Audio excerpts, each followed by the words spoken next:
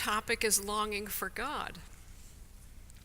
As some of you already know, my life has been a philosophical quest for reality. I mean by that this child Cartesian skeptic sorely felt the need for proof of the existence of God and of the existence of the world outside my mind. My published books have unfolded that quest. I have over the decades moved from skeptic to exuberant realist. Additionally, I note that my physical body bears the marks of a lifelong longing to see.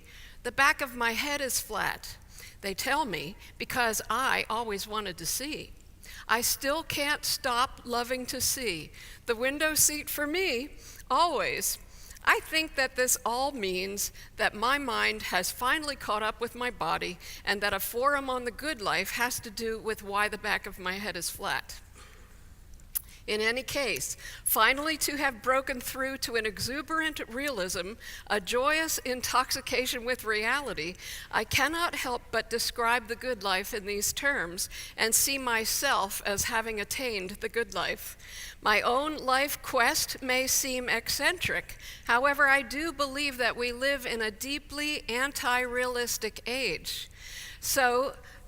Or a deeply anti-realist age. So achieving the good life, as I will describe it, calls for metaphysical and epistemological therapy. Rhythms of the good life will need to include a deep philosophical remediation of the bad life.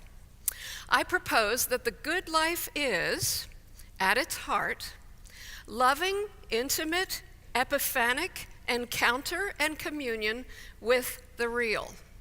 As I am conceiving it, the good life simultaneously is and essentially involves longing for an encounter with God, which is my assigned topic. Let me explain some claims that I've just made, what I have in mind by the good life. First, our anti-realist age. The modern era of thought and culture in the West views the world reductivistically as meaningless material bits in meaningless causal connections. As such, it remains to us to contribute meaning once we have arranged the bits however it suits our pragmatic needs. One might think that this is a brutal realism, but nevertheless a realism. So it may be, but a realism that rapes the real displays a misdirected orientation and implicit rejection, which deserves the prefix anti. What is more, this has led to the widespread outlook that, first, reality is indifferent to or against us, or that I make my own reality, or you make yours.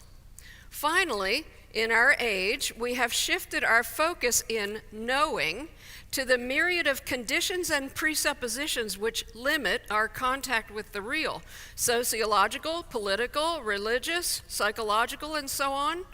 While there is merit to exploring these things, preoccupation with the limits of knowledge remains a form of anti-realism. Thus, reality has become something we deny, do not connect with, or do not trust. In losing our sense of the real, we also lose our sense of ourselves and each other and of God. If this is the situation, then seeing the good life as intimate encounter with the real calls for philosophical therapy. But it also indicates that for our era, such encounter would be good life indeed. Plus, it suggests that actual encounters with the real will themselves heal us of our anti-realism and metaphysical isolation. And further, this suggests that what needs to change is the way we see things, our attunement to behold and enter into actual encounters with the real.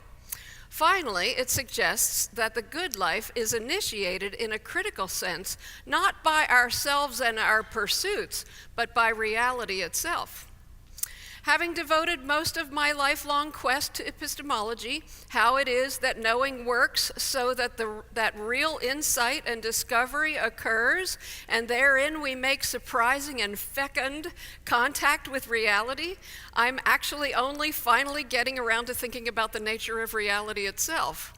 As a Christian believer, it is evident to me that reality is God and his stuff, we might say, God and his let there be's.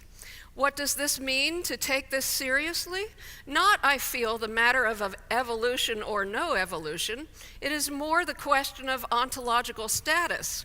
Created reality is integrally connected to God. It is literally his word, his gracious self-revealing. Created reality is thus profoundly meaningful, pregnant with meaning, and we must deal persons in from before its origin. The triune Lord throws a cosmic party born of love for one another and overflowing love for the party, for creation itself. Reality is gift, love, every last quark of it. Reality is this wonder-filled might not be, which nevertheless is, which never ceases to overflow in new creation. Creation is the exuberant overflow of his absolutely generous goodness and desire toward the other, toward created reality itself. Here I pick up language from the pre-modern Christian philosophical tradition.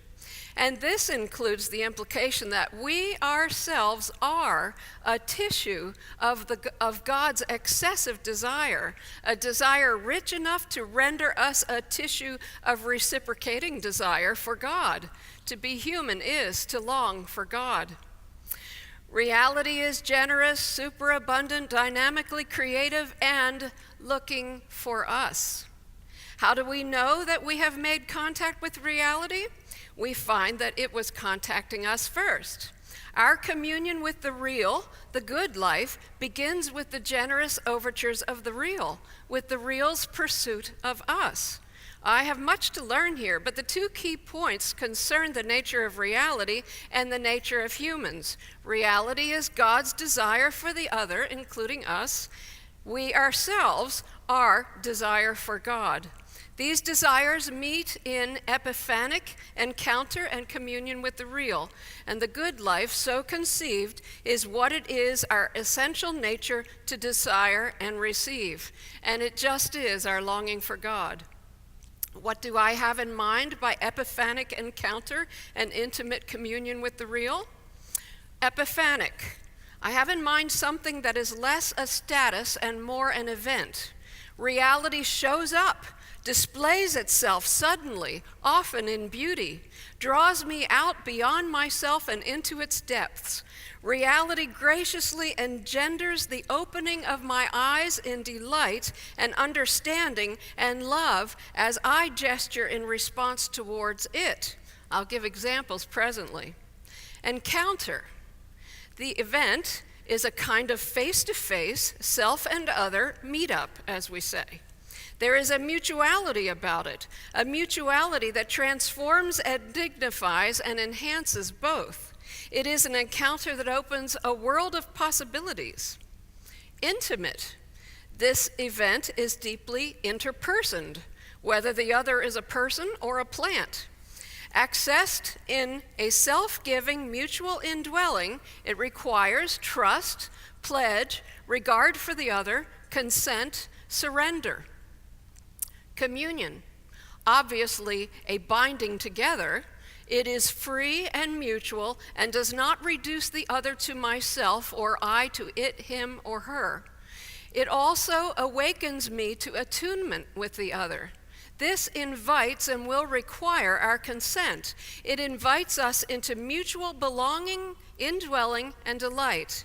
In the world that opens in this love, good knowing and acting proceed in the tenor of mutual personal presence and sacrificial self-giving. Communion.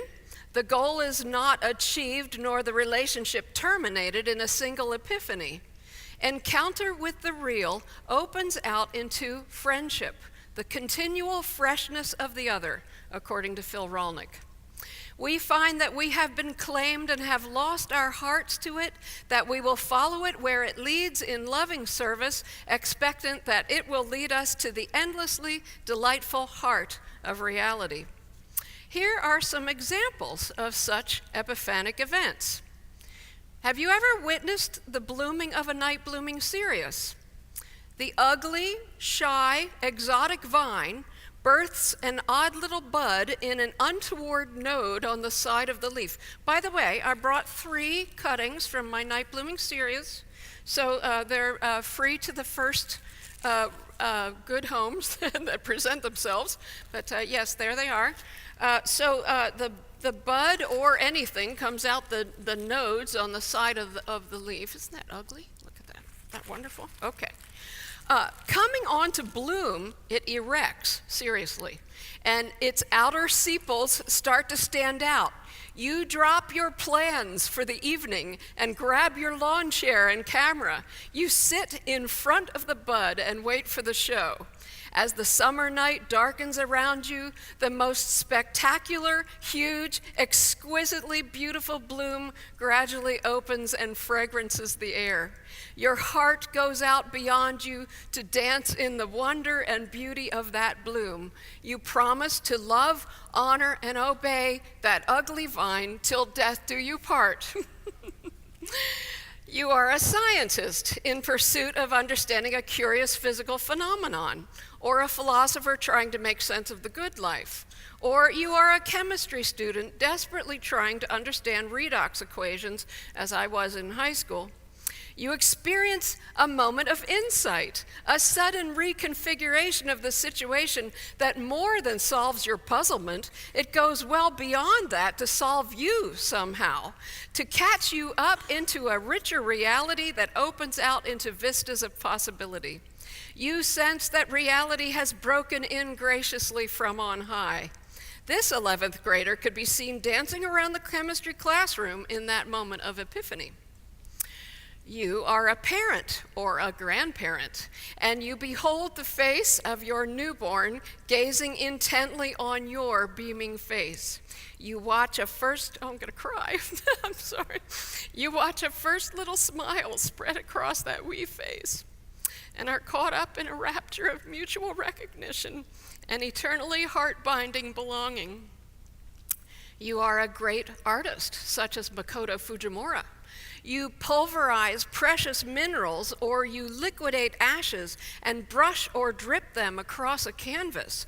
Something larger happens. Mako says, when I paint, God shows up. He senses that his creation is essentially the new recreation, an epiphanic event of the great artist, perhaps the only artist, creator. As a Japanese-American artist, again, I am thinking of what I've learned from Mako. You are acquainted with the Japanese art of kintsugi, in which the broken shards of an otherwise useless bowl are glued together with gold to produce a thing of deeper beauty and greater value. You understand this, as well as the pulverized minerals and the ashes, as evidence that beauty miraculously transpires from suffering and brokenness creatively and lovingly attended to. Ashes groaning to beauty. Beauty makes no sense, but it comes to be as the gesture and signature of the Lord. You are a gardener. Every month you listen to and anticipate your garden's needs. You joyously sacrifice back-breaking labor, numerous trips to Lowe's for purchases, also reclaiming half-dead, half-price plants. You surrender afternoons of time well in advance of and in hope of summer beauty. And then it comes, more than repaying your ministrations with exuberant blooms and fruit and beauty. You sense that you have a good thing going, a perichoretic mutuality, season after season, a mutually healing dynamic. You have friends such as my Davy and Pammy, who can throw the best party. Pam's spiritual gift is cooking a feast. Dave, my drama teacher colleague, knows how to preside with pomp and mirth. For them, celebration is what you live for and enact. You feast, and Logos descends. You go to church and encounter Christ in the Eucharist. Once again, he enters you and you enter him in mutual encounter and, of course, communion. This is your life. It is your life with God. The Eucharist, the gospel, is the encounter of all encounters. You may not yet know Christ and still be caught up in encounters, but having been found salvifically by Christ, from then on we can see that all our encounters are the descent of God. We long for them as we long for him, and receive them as we receive him. I could go on. I think you know how to go on to finger such encounters for yourself and their unfolding trajectory. The more you see, the more you'll spot. There is no corner of God's real where epiphanic encounter may not come. The more you undergo, the better you become attuned to reality, the richer your life, and the more ongoing your sense of the presence of the Lord. 2 final comments. First, epiphanic mutual encounter and communion with the real integrates the fragments of our lives, puts reality together, and binds us together in friendship and peace, binds us more deeply in the depths of the real.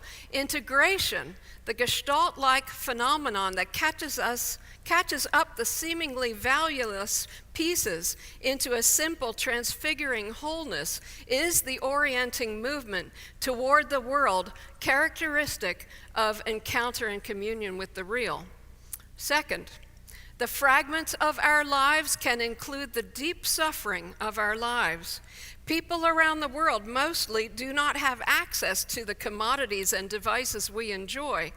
Their suffering is often appallingly more real and difficult than our own. Yet in a reality that brings beauty from ashes, they are not excluded from the good life.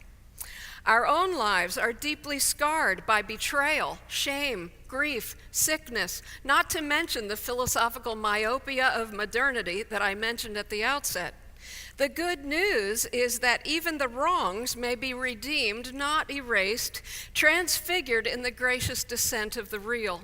Even in our sorrow, especially in our sorrow, it can seem, reality comes, bringing a healing in no way reducible to a methodical manipulation of any material components.